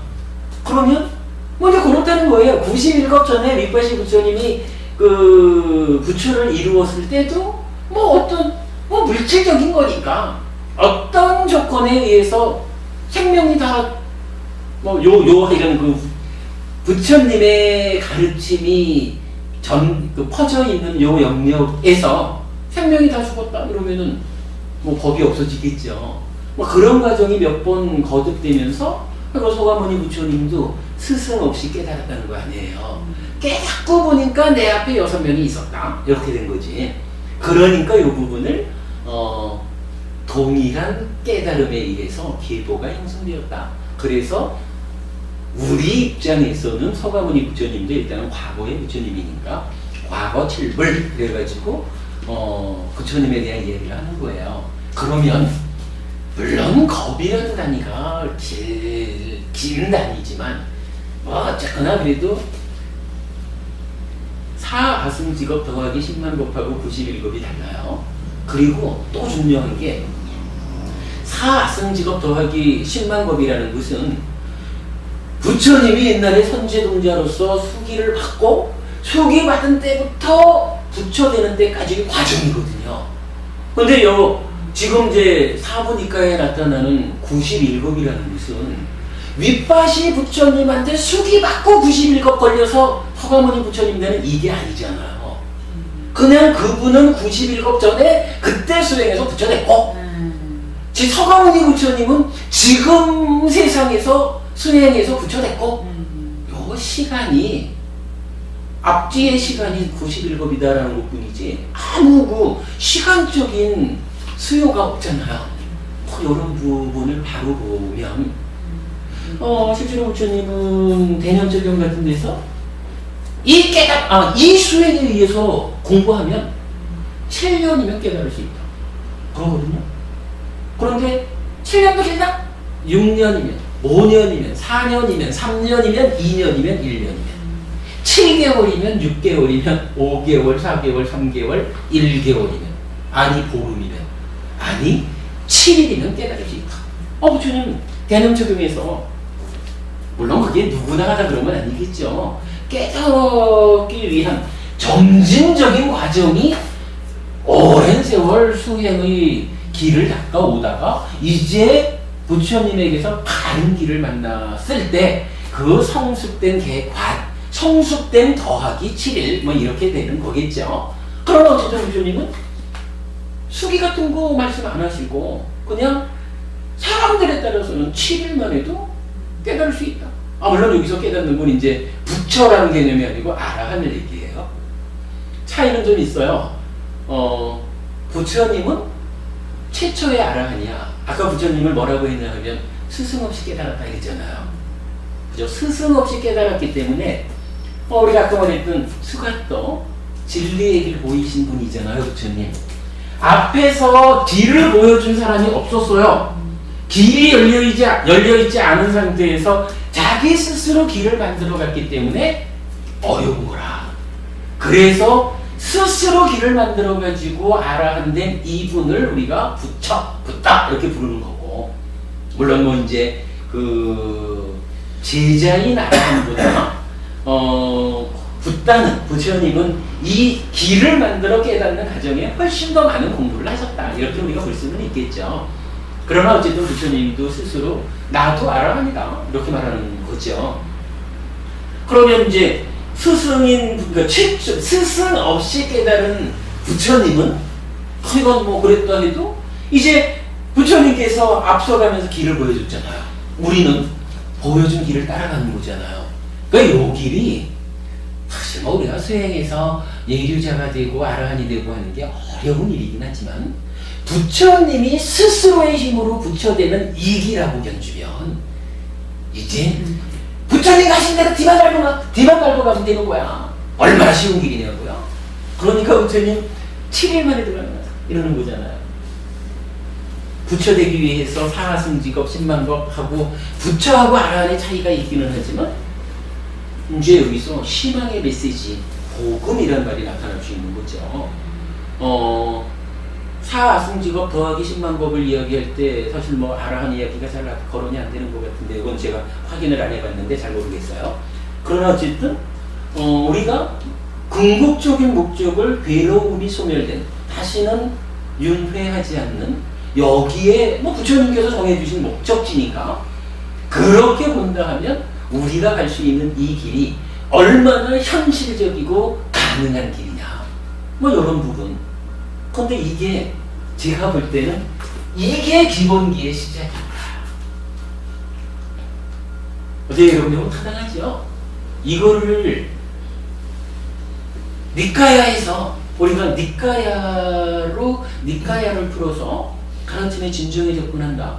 이 부분하고 다르게 그냥 우리가 이제 보통으로 선배 스님들이 일러주신 선배 스님들께서 그간의 가르침을 잘 전승해가지고 일러주신 뭐 이러면 뭐 주석서도 될 수 있고 뭐 이렇죠. 그 부분에 의지해서 가자 이러면 만약에 부처님이 이렇게 가신 길을 우리가 따라가는 요구하고 선배 스님이 길을 일러주셨는데 선배 스님이 부처님을 요만큼 잘못 갔어. 부처님 가신 길을 요만큼 잘못 갔다 그러면 그 저기 뭐라 그러죠? 그 호리 왜 저기 시작할 때 여우 털만큼의 차이가 있어도 가면은 이렇게 벌어진다는 뭐 호리 뭐라고 하던데 뭐 그러듯이 만약에 부처님이 가신 그대로 해서 요만큼만 어긋나 있다 해도 이제 우리가 거기를 밟아가는 데는 우리한테는 큰 장애가 될 수 있는 거거든요. 그래서 우리가 니카야를 푼다. 이렇게 직접적으로 들어가는 공부를 하는 거고 그런 공부 자세를 가지고 찾아보니까 사실 우리 말고 누가 우리 말고 누가 91거 이전에 계셨던 늑바시 부처님 앞에는 부처님이 언급되지 않습니다. 이 얘기를 누가 하냐고요? 누구든 초기 불교를 한다고 해도 다 연등불로부터 소기받아서 십바라미를 사승지겁 10만겁이나 닦아가지고 이렇게 말했지. 그러면 이게 그 뭐 부처 대자는 얘기니까 아닙니까? 이렇게 물어볼 수 있죠. 니까야에서 직접 들어가니까 부처님 가신 그 자리를 그대로 쫓아가니까 신앙이 생기는 거예요. 부처님 그런 얘기 안 하잖아. 그대가 이미 성숙됨이 있다고 한다면 7일 만에도 괴로움을 손들을 수 있다. 알아낼 수 있다. 따지자면 이런 복음이 어디 있냐고요. 이런 복이, 그 행복의 메시지가 어디에 있겠습니까? 요런 부분이 우리가 기본기에 충실함으로써 찾아지는 공부의 방향, 그리고 우리 삶의 변화 과정, 요런 부분을 이제 말할 수 있는 거예요. 만약에 이렇게 그 기본기에 충실하겠다, 부처님에 대해서 올바로 보는 공부를 하겠다 하는 거를 해피설법회의 첫 번째 특징으로 보았고요. 두 번째는요, 부처님 이야기를 그렇게 추상적으로 보지 않았어요. 부처님은 어떤 법을 설하느냐 하면은 철저하게 우리 삶의 문제를 다뤘다.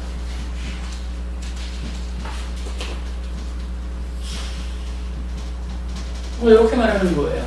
그러니까 아까 연기를 말하면서도 연기의 정형구적인 그 뭐 차유법피요 이런 얘기가 있지만, 또 하나 연기가 적용되는 것이 괴로움이 어떻게 생겨납니까?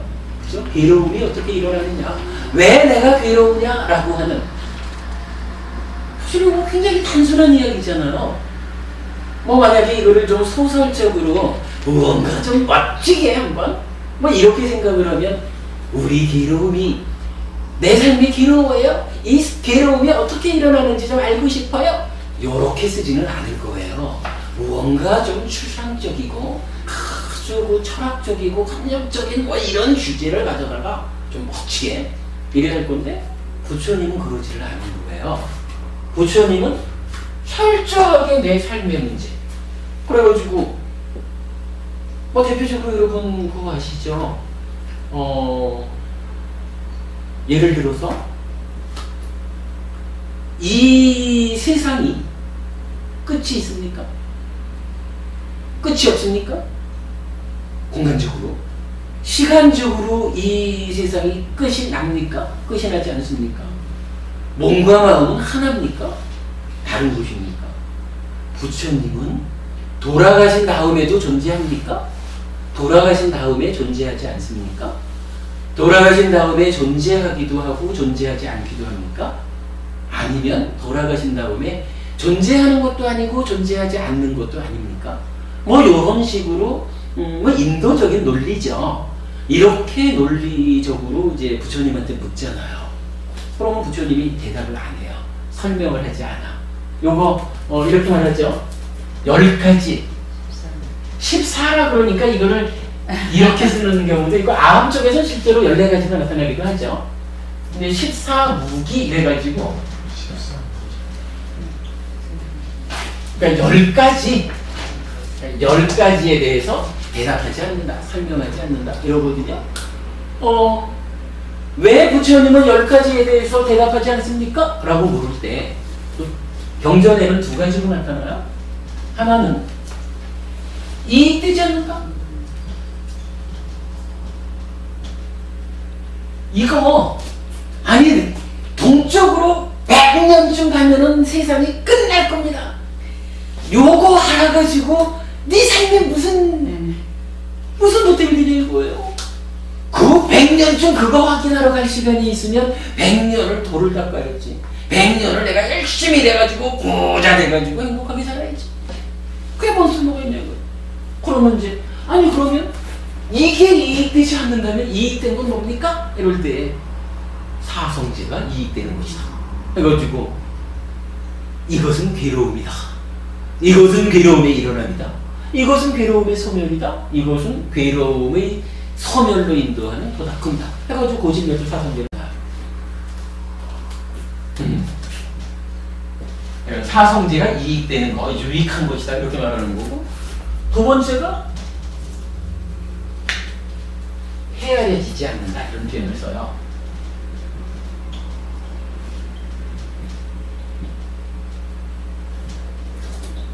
대표적으로 이제 이런 질문이 있어요. 시작을 할 수 없음 쌍년따라고 하는 그 쌍년따의 뭐 20개 대군가 이 경전이 어떤 이야기를 하냐 하면, 윤회의 시작은, 우리가 윤회하잖아요. 그러면 지금 내가 윤회한다는 것은 언젠가 시작했으니까 지금 윤회라고 있겠죠. 따지면 이게 결국 몸과 마음 중에, 몸은 뭐 100년짜리 계속 생겼다고 이러는 거지만, 마음이라고 하는, 식이라고 하는 게 언젠가 생겨났으니까, 요 식이 생겨나니까 서로 조건되는 몸이 함께 나타나고, 그래서 어느 시점인가 최초로 내가 생겨났겠죠. 그러니까 이 생겨난 내가 살다가 몸이 죽어도 마음은 죽지 못하니까 새 몸과 만나서 또 이렇게 이어져 가는 게 우리가 말하는 죽고 태어남의 반복, 윤회잖아요. 근데 누구나가 다 궁금하죠. 윤회가 언제 시작됐나요? 달리 말하면 시기, 그대 마음이 언제 생겨났을까요? 아까 그 말씀하고 좀 유사하네요. 부처님 이렇게 말하잖아요. 무명에 덮이고 가래에 묶인 중생에게 윤회의 시작은 드러나지 않는다. 왜? 이런 이야기예요. 어떤 하나의 현상이 있는데, 이 현상을 내가 보고자 하는데 무명이라는 게 가로막고 있고, 무명 가래라는 게 가로막고 있다 이거예요. 그래서 안 보인다는 거예요. 우리 12연기에서 12연기의 첫 번째 지분이 무명이고, 그리고 중간에 가가지고 고진멸도 사성제의 집성제, 괴로움의 원인 이렇게 말하는 게 가래잖아요. 그러니까 무명과 가래가 이 12단계의 괴로움의 발생 과정 중에 핵심이 되는 거잖아. 요 두 개를 가지고 부처님 그렇게 말을 하는 거예요. 나한테 질문을 하지만, 질문하는 그대가 아직까지 무명과 가래, 무명에 덮이고 가래에 묶인 상태에서 내가 설명을 해도 무명과 가래의 방해 때문에 그대가 이해할 수 없다. 헤아려지는 게 아니다. 이렇게 말하는 거거든요. 그러니까 뭐 시계 문제, 윤회의 문제, 이런 부분을 발간 헤아려지지 않는다. 이런데 요거와 관계돼서는 우리가 정말 알아야, 꼭 기억해야 될 부분은, 많은 사람들이 그렇게 얘기를 해요. 부처님 돌아가신 다음에 지금 부처님이 어디 계신가요? 뭐 이런 거. 어디 좀 계셔주면 좋겠죠. 그래가지고 어딘가 계시면서 부처님 제가 힘이 들어요. 이러면, 그러니 내가 도와줄게. 뭐 요래 좀 해주시면 좋겠는데, 부처님은 끝내라고. 제가 오늘은 뭐 요 얘기 정도로 이런 마무리를 지을게요.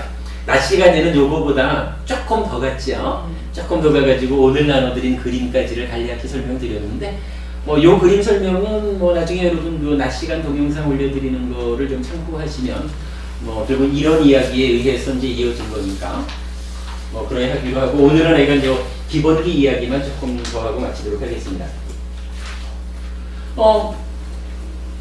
그 이제 부처님이 좀 그래 계셔주면 좋겠는데, 그 부분에 대해서 어떤 사람은 실제로 지난번에 동국대학교에서, 그러니까 그 강의실에서, 그러니까 동대 강의실에서 뭐 있었던 어떤 세미나를 갔는데, 어떤 대학 교수 한 분은 내가 확실히 안다는 거예요. 이거 죽으면 안 되니 소멸하고 없다는 거야. 아라한을 성취하면 무로 돌아간다 이렇게 말하는 거예요. 없다. 근데 이 얘기가 좋으죠.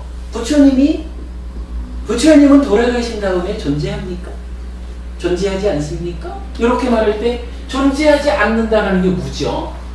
부처님뿐인가 뭐 우리도 이제 아라한을 성취하고 죽으면 없다 이렇게 얘기하는 거잖아요. 이제 그 교수님은. 근데 부처님은 존재하지 않습니까? 라고 할 때 존재하지 않는다라고 헤아려지는 상태가 아니야 라고 말하잖아요. 존재합니까? 라는 데 대해서도 있다, 존재한다. 여기에 대해서도 존재한다, 있다라고 헤아려지는 상태가 아니야.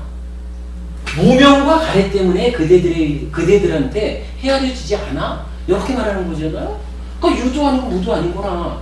그런가 하면 존재하기도 하고 존재하지 않기도 합니까? 이런 질문에 대해서도 그것도 아니라고, 그것도 헤아려지지 않음이지 그렇게 표현되는 게 아니야. 이런 대답 안 하는 거죠. 존재하는 것도 아니고 안 하는 것도 아닙니까? 하는데도 동일하게 무명과 가래 때문에 헤아려지지 않는 거지 그것도 아니야. 이 네 가지 다 아니라고 말하잖아요. 그런데 방금 고 교수님 같으면은 하여간 아라한의 죽음 이후는 무로 돌아가는 거야 이렇게 말하는데 부처님께서 무기하시는 내용으로 보면 틀리죠. 그죠? 부처님이 아무리 그래 우리가 이런 없다라고 하는 것을 헤아리지 못할까봐 헤아릴 수 없을 거라고 대답 안 하셨겠어요? 그거 아니거든요. 없다라는 건 틀린 거야. 분명히 그거 아니거든요. 근데 그 다음에 또 부처님이 계실 거야. 아니면 우리가 공부를 해서 깨달음이 들면 깨달은 그 뒤에 참된 나, 지금의 내가 거짓된 나라면 깨달음 이후에 참된 나가 있을 거야 라고 말하는 거 있을 거야. 근데 우리가 없다라는 것도 헤아릴 수 있지만 있다라고 하는 것도 헤아릴 수 있거든요. 그걸 우리가 모를까봐 부처님이 무명과 가래 때문에 헤아려지지 않는 상태야 라고 있다라고 말을 안 해주셨을까? 요거 없다라고 말하는 것도 문제지만요 있다라고 말하는 것도 문제예요. 그 요 부분에 대해서 제가 뭐 글 하나 써놓은 데에서 그렇게 말했어요. 그 이유는 제가 모릅니다. 왜 모르냐고 저한테 탓하지 마십시오. 이 부분은 제가 아라한을 성취하지 못한 요 상태에 있는 한 헤아려지지 않는 것이라고, 나한테 알려지지 않는 거라고 부처님이 답변하셨습니다. 무기의 방법으로. 그렇다면 부처님이 그렇게 답변하셨으면 내가 나에게 알려지는 상태가 아니기 때문에, 헤아려지는 상태가 아니기 때문에 나는 모릅니다라고 답하는 것이 바르게 답하는 것이다. 근데 이렇게 말을 한 적이 있거든요. 우리 이제 카페에 글이 하나 그런 게 있어요. 중요한 얘기예요. 어쨌든 이런 가령 무명. 그럼 이제 여기서 우리가 하나 진짜 그 짚어야 될 건 그게 있죠. 불교 수행이 요 부분 때문에 어떤 방향을 갔나요? 불교 수행이 이리저리 뭐 과거에 있었던 것들을 향해서, 아니면 윤회의 시작점을 내가 보겠어. 내가 생겨난 걸 보면 소멸도 알겠지? 뭐 이런. 근데 불교 스님은 그리 안 가잖아요. 왜냐하면 네가 아무리 보려고 해봐라, 너가 무명과 가래를 제거하지 못한 한 보이지 않는다.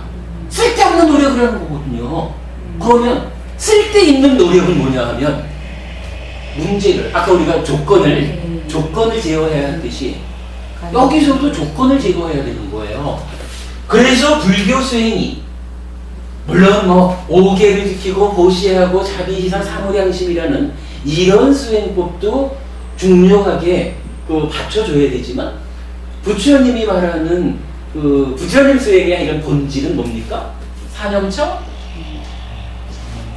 사념처에서 삼매를 성취하죠.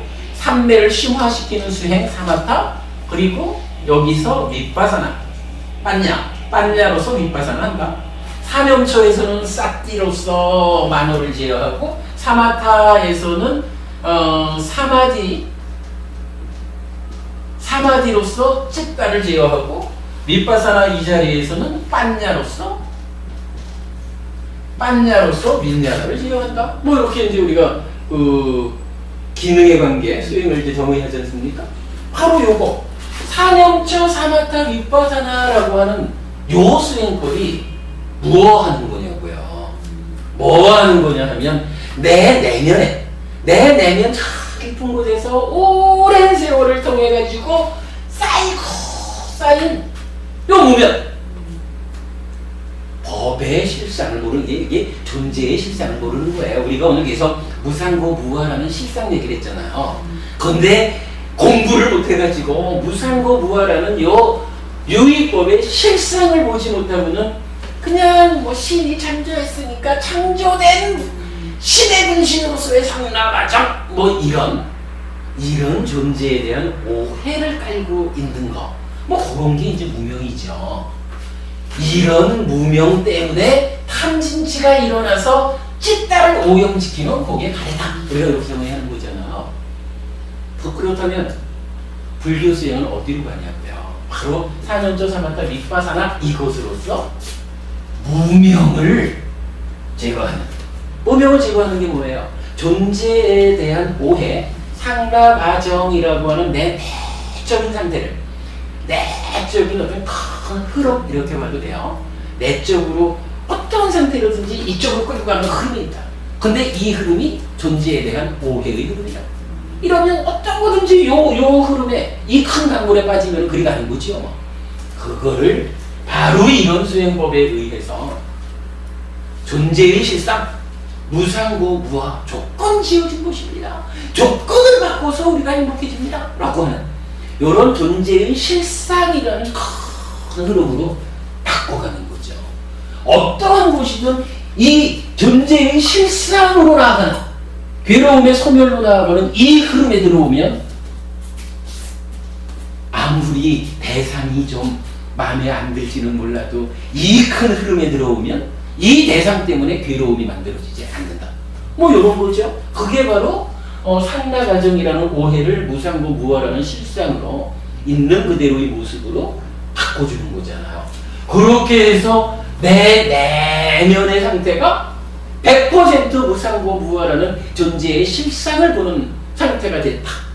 이러면은 그 상태를 우리가 예류자 이래가지고 뭐 최초의 깨달음으로 말하는 거거든요. 그건 뒤에 공부할 거지만 결국 그런 식으로 불교 수행은 윤회의 시작점, 내 마음이 생겨난 그 자리를 확인하자. 이렇게 가지 않는다는 거예요. 바로 방해가 되는 가래와 무명, 이거를 제거하는 길로 간다. 근데 가래를 제거하는 것은 아무래도 탐진치가 제거돼야 되는 거니까, 탐진치가 제거되면 이게 그냥 그대로 찢다로 드러나잖아요. 그러니까 탐진치가 일어나지 않게 하기 위해서는 무명을 제거한다. 있는 그대로 아까 우리 얘기했던 회피, 바로 보기, 정견, 요거죠. 존재의 실상을 바로 보는 쪽으로 우리가 수행을 해나가는 거죠. 그렇기 때문에 부처님께서 이것이야말로 열반으로 직접 안내하는 가르침이다. 이렇게 말하는 거죠. 하여간 이 부분은 이건 조제를 벗어났는지는 모르지만 중요한 부분을 이제 한번 봤어요. 그러니까 불교는 이런 방해되는 것을 제거하는 쪽으로 수행의 방향이 잡혀 있다. 근데 이렇게 놓고 이제 부처님은 말하는 거죠. 쓸데없이 그런 헤아려지지 않는 부분에 대해서 관심 갖지 말고 철저히 그대 삶의 문제에 주목해라. 이래가지고 괴로움이 생겨나는 12단계에서 12연기를 설하는 거고, 이 12연기가 분명히 밝혀지면 그 가운데에 어디를 어떻게 공략하면 무명을 제거하고 명이, 지혜가 바른 알미 나타날 것이냐, 이제 이런 부분으로 바꿔가는 것으로 발전도가 나타나는 거죠. 이런 불교는 이렇게 철저하게 삶의 문제를 다룬다 라고 하는 부분을 우리 법회에서는 주목했다. 그래서 해피설법회의 특징을 말하자면 한 가지는 기본에 충실한다. 기본기. 그리고 한 가지는 부처님이 보신 바 그대로 철저히 삶의 문제를 다루는, 그래서 괴로움이 있고 괴로움의 소멸이 있고 괴로움을 일어나게 하는 원인, 가래가 있다. 가래를 전후해서 괴로움이 생겨나는 과정을 설명하는 12연기가 있다. 가래를 제거해서 괴로움이 소멸되고, 이 가래를 제거하는 방법으로의, 가래를 제거 금방 말했지만 탐진치 제거하는 거잖아요. 무명을 제거하는 거죠. 요것으로의 8정도가 있다. 그래서 이제 고진멸도 사선제 이렇게 전개되는 거잖아요. 우리는 오직 다른 거 찾아볼 겨를이 없다. 우리 삶의 문제를 직접 다루는 이런 불교, 이런 가르침을 6개월간 공부할 것이다. 뭐 요 두 가지가 해피설법의 특징이다. 이렇게 말씀드리면 좋을 것 같습니다. 뭐 얘기를 조금 더 하려고 했지만 이건 뭐 아까 말씀드린 대로 그래 하고, 요 방금 말씀드린 두 가지 특징이 우리 교재 8페이지요. 교재를 만들면서 이건 목차 다음에 첫 번째 내용을, 첫 번째 글을 바로 이 내용을 적었어요. 그러니까 해피설법의 특징 해가지고 그 3페이지짜리입니다만은 그 내용이 기본기하고 요거 철저히 삶의 문제를 다룹니다. 이렇게 해가지고서 이제 적은 글이거든요. 우리가 공부할 범위를 잘 말하고 있습니다. 여러분들 읽어보시고요. 다음 주에는 요 다음 이야기니까 어떻게 되냐 하면 중간에 요 금방 말한 찢다 탐진치가 탐진치가 찢다를 오염할 때 가래다 이렇게 말했던 요 마음 심자를 쓰는 찢다, 요 찢다를 중심에 두고 양쪽에서 접근하는 수행 체계라는 것은 뭐 여러분들이 낮에 수업한 내용을 좀 참고해 주시고 또 앞으로도 계속 반복이 될 거고요. 그리고 나면 다음 주에는 금방 말씀드린 기본기라는 특징이 하나 있고 철저히 삶의 문제를 다룬 요거 이제 핵심 본문 우리가 이렇게 말할 수가 있는데, 요 기본기이면서 핵심이 되는 한 가지 주제를 기본기로 들어가기 이전에 두 개의 공통적으로 적용되는 한 가지 주제를 선택을 했어요. 그래서 아마 제가 볼 때 그 한 가지 주제를 가지고 2주가 설법되지 않을까 싶어요. 뭐 기본적으로 그거예요. 나는 누구인가? 나는 누구인가라는 것은 당연하겠죠. 기본기에도 들어갈 거고, 나는 누구인가의 문제를 푸는 게 삶의 문제죠. 또 공통된 주제인데, 나는 누구인가라는 부분에서 이제 정의하면서 몸과 마음의 관계를 설명할 거고요. 몸과 마음의 관계를 설명하다 보면 좀 재밌는 게 있어요. 엄마들은 보통 자식이 말 안 들으면 내 배 아파서 낳는데 어째 저 모양이야 이러잖아요. 애들은 탁 쳐다보면서 나왔으면 책임져야지 부모가 뭐 그래 이러잖아요. 이 부분을 몸과 마음의 관계를 가지고 딱 들여다보면 그게 재밌어요. 엄마는요, 내 배 아파 낳는데 어째 저 모양이냐 이렇게 보기보다는 에이구 그래도 내가 우리 사랑하는 남편하고 같이 몸만 만들어놨는데 그래도 지 마음이 와가지고 내 자식으로 살아주는 고마운 아이, 이렇게 볼 수가 있는 거고, 아이 입장에서는 전생에 내가 죽어가지고 이 마음만 새로운 몸을 만나야 되는데 그래도 나에게 몸을 주셔서 금생의 나로 살게 해주신 고마운 어른. 그래서 경전에서는 실제로 다 갖지 못한 경인가 그래요.